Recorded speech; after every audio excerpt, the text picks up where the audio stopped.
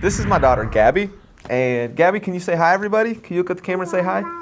Good job. Can you tell everybody what happened to your old liver? What happened to it? It was old and yucky, so what did the doctors do? Gave you a new one. That's great. And what is this right here? Your medicine's really good. And what's this one?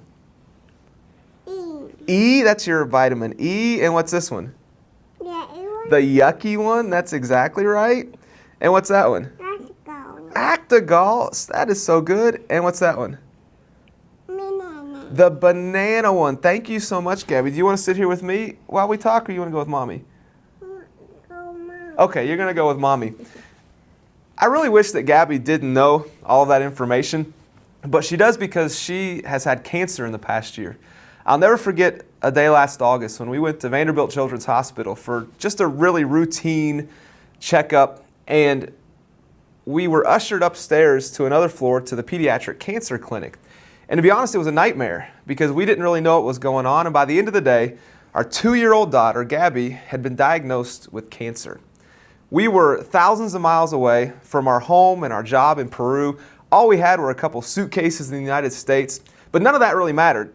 What mattered was our daughter had cancer.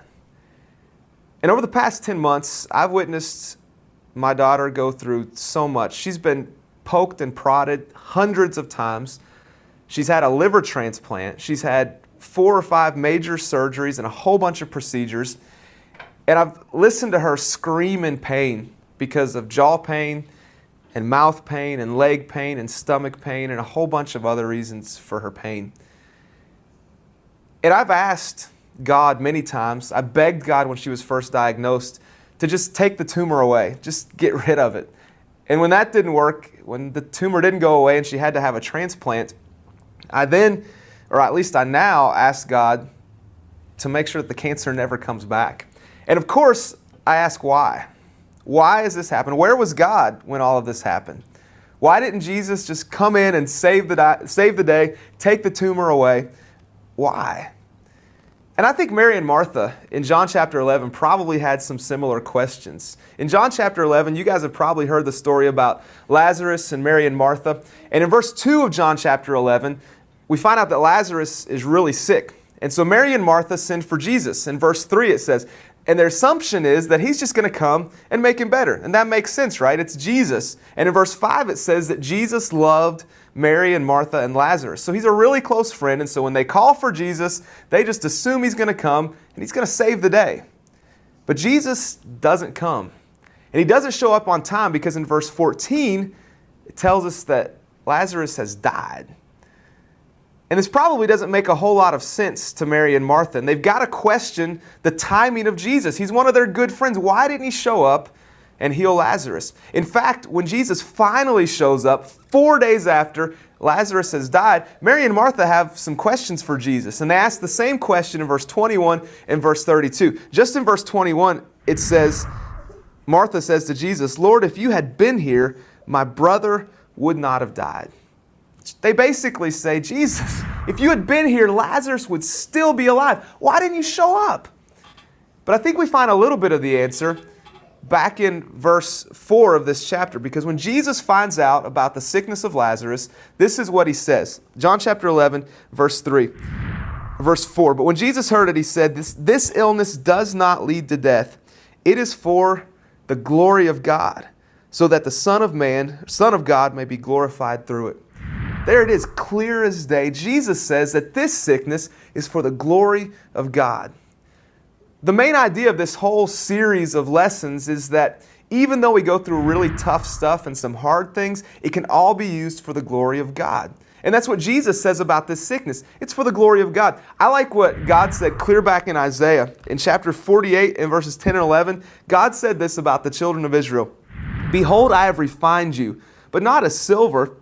I have tried you in the furnace of affliction. That's pretty rough stuff right there. Can you imagine being tried in the furnace of affliction? But why did God do that? Verse 11, for my own sake I do it. How should my name be profaned? My glory I will not give to another. And so there it is, really clear. Just like Lazarus' sickness was for the glory of God, and just like the Israelites' furnace of affliction was for the glory of God, my daughter Gabby's cancer can be for the glory of God. I knew that and I saw it over and over and over again. God was glorified because He changed me. I'm different now than I was then because I've learned to trust God more and depend on Him more. I'm different because I'm more patient now. And that's because of God. And God was glorified through that. God has been glorified because people have come up to me and they've said, Matt, because of Gabby's sickness, my prayer life is better now than it ever has been. God's glorified in that. And I think about all of the incredible things that people have done for our family. People have been so generous in helping our family, and God's been glorified in that. Youth groups and school groups have organized fundraisers and gathered presents and supplies for Gabby. And all of that has been to the glory of God. This t-shirt reminds me of one of the things that a youth group did or a school group did. It says Goals for Gabby. And this was done by some junior high girls who decided they wanted to do something to help Gabby and to help our family. And so they did this huge fundraiser, raised almost $10,000 just by asking people for a little money for every goal that they scored. And you know what? God was glorified in all that. God was glorified through my daughter's cancer. And I see that now, but I imagine years from now I'll look back and be able to see it even more clearly.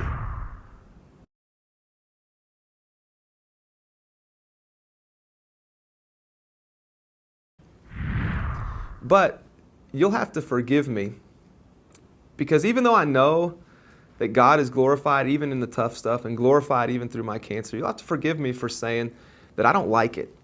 I don't like it that my daughter suffered and now we're just saying, well, that's for the glory of God. Had it been me, that'd been fine. I've done a bunch of stupid stuff in my life. I deserve to suffer, and then I could say, well, that's for the glory of God, and that's great. But why does a child have to suffer? And then we could say, oh, well, it's all to the glory of God. That's tough for me to handle, and I don't understand it. And I wish I understood it, but I don't. And so you'll have to forgive me for saying, well, I don't understand this, and I wish it didn't have to be this way.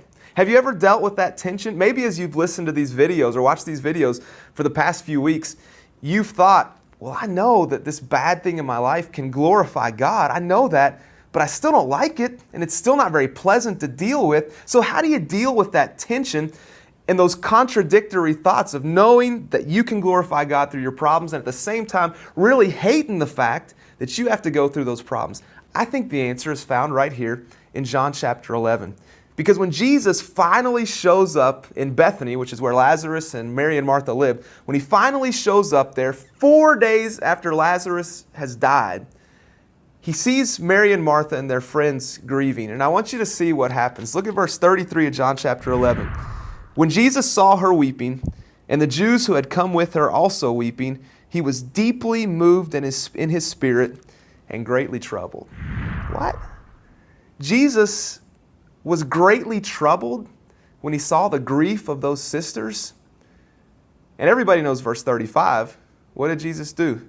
Jesus wept.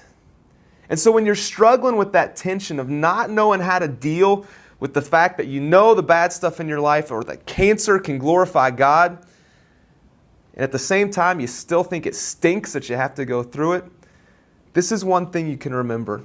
In all of those troubles, remember this: Jesus doesn't just walk with us, He weeps with us. Christ cries. Jesus just doesn't walk with us, He weeps with us. He's with us. And I've said a bunch of times through this whole ordeal, Jesus is walking with us. He's right here with us this whole time. But it just dawned on me recently that He's not just walking with us.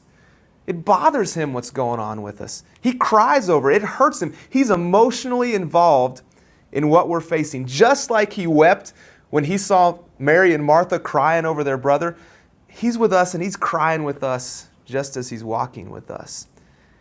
And you know what? He wishes that it didn't have to be this way. But He knows more than anybody else, because of the cross, that sometimes the best way to bring glory to God is through pain. And what I love about Jesus is that when we feel this way and we feel these contradictions, He doesn't look down at us and say, come on, get over it. Get over it. It's all for the glory of God. And He doesn't say things like, well, just believe and it'll all be better. He doesn't respond that way. He responds with tears. And because of that, I can submit to the fact that this cancer is for God's glory. I can acknowledge, fully acknowledge, that this cancer, my daughter's cancer, is for God's glory. Because Jesus isn't just sitting there exalting in His glory while I writhe in pain. No, He's right here with us, weeping with us, and walking with us. And so this cancer, it's for God's glory because of Jesus' tears. Now, what's that mean to you? How can you take this home with you? A couple of things. First of all, remember it. You are likely, probably much earlier than you think, going to find out that somebody that you know and love has been diagnosed with cancer, if it hasn't already happened. It's going to be a grandparent or an aunt or uncle or a parent or a brother or sister or somebody at school or somebody at church, and it's going to hurt and you're going to cry. And so remember that Jesus doesn't just walk with you, He weeps with you. Christ cries. He's right there with you through it all. And remember that cancer is still for God's glory, no matter what. But this just isn't about cancer. No matter what problem you're facing, no matter how much it hurts, remember that God isn't just walking with you. Jesus is weeping with you. He cries, and this hurts Him too. So Jesus doesn't just walk with us, He weeps with us. Christ cries. But the second thing is not just remember it, but live it. Live it. You can help bring glory to God through cancer by being like Jesus. There's two things that you can do. You can be there for people emotionally. You can weep with people. The next time you find out somebody's been diagnosed with cancer, be there for them emotionally. All it takes is 5 minutes. They're probably really busy and things are tough. Spend 5 minutes with them and tell them how much you love them, how much you care about them. And if you're moved to tears, cry with them. Be there for people emotionally. But you can also be there for people physically. You can walk with them. The next time you find out somebody's been diagnosed with cancer, buy a Walmart card for them. Anybody can find something they need at Walmart. Take some food for them. Do a fundraiser for them. Do something. Be the hands and feet of Jesus. Walk with them just like Jesus is walking with them. And through that, you can glorify God through cancer, even if you're not the one who's facing the situation. Sometimes it's hard for me to believe that my little girl, who turned 3 years old 4 days ago, has impacted so many people. And it's hard for me to realize just how much God has been glorified through her cancer. But He has been glorified through her cancer. And it's all because of Jesus. And it's because He's right here with us. He's not some distant God way off somewhere. He's right here with us. He's crying with us. And God is glorified through His tears.